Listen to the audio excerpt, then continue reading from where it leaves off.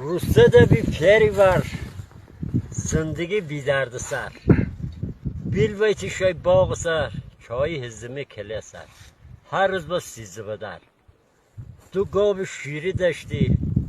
ماس پنیری داشتی نان تنوری داشتی چی زاغ و شاغ داشتی باغ و بلاغ داشتی کوه و یلاغ داشتی دایجان شردن تا 56 بخوندی تو 100 تا میچرندی